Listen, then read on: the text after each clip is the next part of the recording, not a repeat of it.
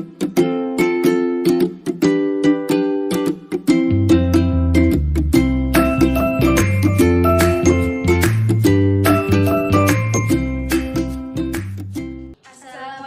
warahmatullahi wabarakatuh. Kami dari kelompok 7 yang beranggotakan saya sendiri, Siska Fitriani, Saya Prasilia Eka, Saya Risma Yunita. Saya Wahyu Agung Pangestu. kami akan mempresentasikan tentang evaluasi ketentuan waris dalam Islam menggunakan ketentuan pembagian waris Islam dalam kehidupan yang terdiri dari 5 poin. Yang pertama, pengertian mewaris. kedua, dasar-dasar hukum waris. 3. Ketentuan mewaris dalam Islam. Keempat, menerapkan syariah Islam dalam pembagian warisan. Dan yang terakhir adalah manfaat hukum waris.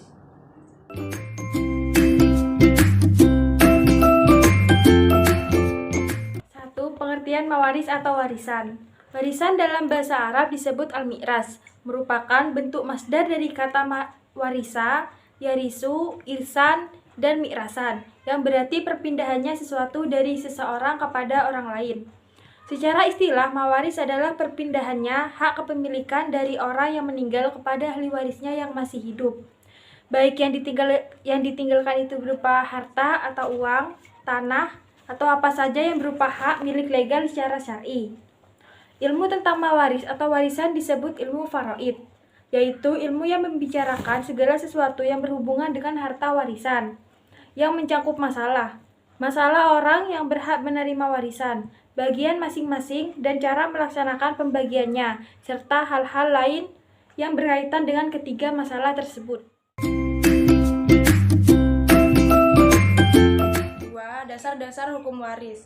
Hukum waris yang pertama dari Al-Quran Surah An-Nisa ayat 7 yang artinya bagi laki-laki ada hak bagian dari harta peninggalan kedua orang tua dan kerabatnya, dan bagi perempuan ada hak bagian pula dari harta peninggalan kedua orang tua dan kerabatnya, baik sedikit atau banyak menurut bagian yang telah ditetapkan.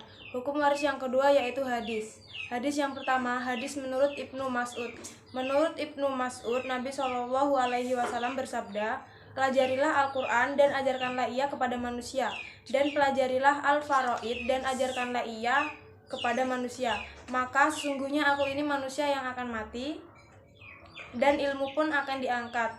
Hampir saja nanti akan terjadi dua orang yang berselisih tentang pembagian harta warisan dan masalahnya.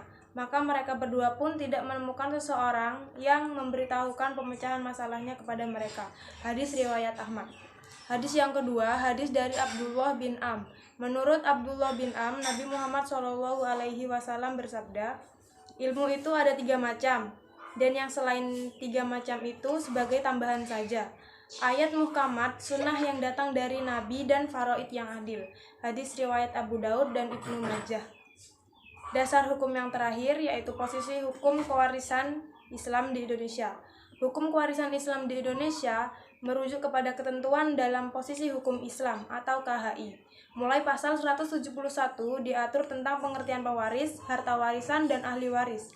Kompilasi hukum Islam merupakan kesepakatan para ulama dan perguruan tinggi berdasarkan Impres nomor 1 tahun 1991.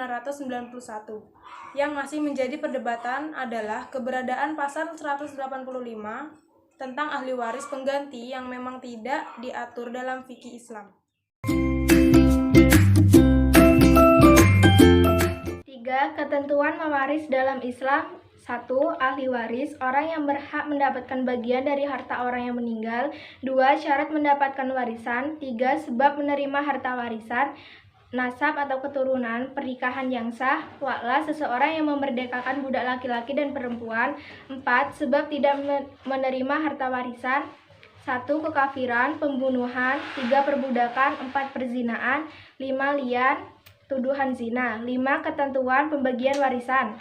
Ahli waris zawil furud, yang mendapatkan warisan bagian 1/2, suami, anak perempuan, cucu perempuan, kandung saudara perempuan sebapak. Yang mendapatkan warisan bagian 1/3 yaitu ibu, 2 saudara seibu atau lebih, dan kakek. Yang mendapatkan warisan bagian 1/4 yaitu suami istri. Yang mendapatkan warisan bagian 1/6 yaitu ibu, nenek, dan kakek, bapak, saudara seibu, cucu perempuan dari anak laki-laki, saudara perempuan sebapak.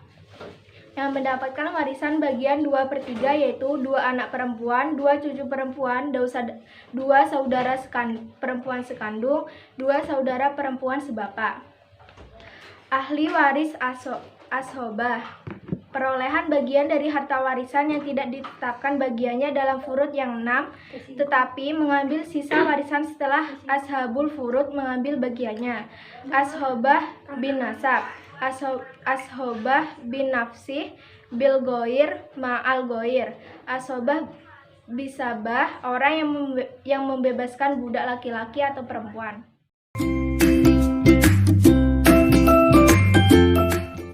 Kita akan lanjut ke nomor 4, yaitu menerapkan syariah Islam dalam pembagian warisan.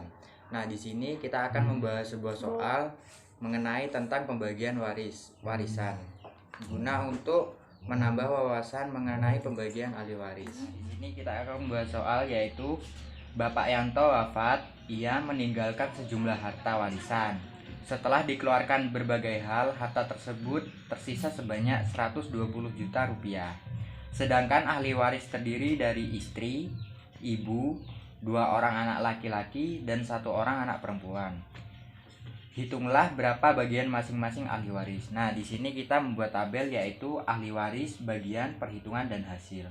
Ahli waris di sini yaitu istri, ibu, 2 anak laki-laki, dan 1 anak perempuan.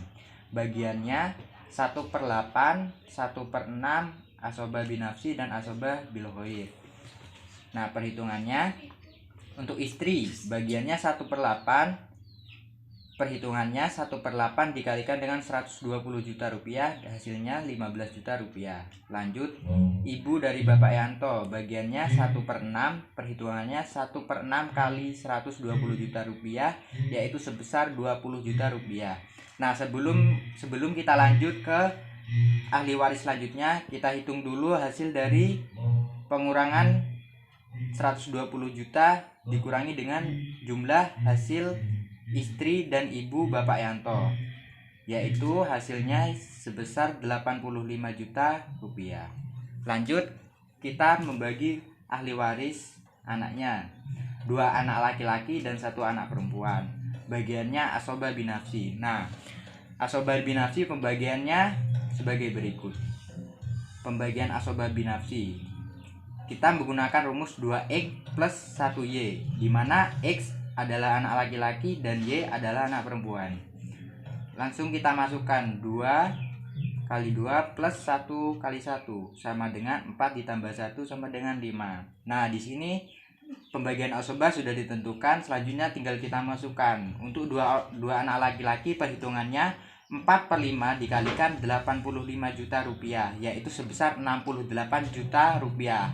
68 juta rupiah ini hanya untuk 1 orang anak laki-laki. Jadi 68 juta kita bagi menjadi 2, yaitu sebesar 34 juta rupiah untuk 1 orang anak laki-laki. Selanjutnya ahli waris yang anak perempuan, perhitungannya 1/5 dikalikan 85 juta rupiah, hasilnya 17 juta rupiah.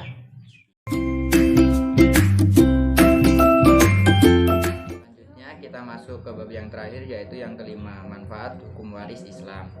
Hukum waris Islam memberi jalan keluar yang adil untuk para ahli waris. Adapun manfaatnya yaitu 1. Terciptanya ketentraman hidup dan suasana kekeluargaan yang harmonis. Yang kedua, menciptakan keadilan dan mencegah konflik pertikaian yang akan terjadi antara sesama ahli waris.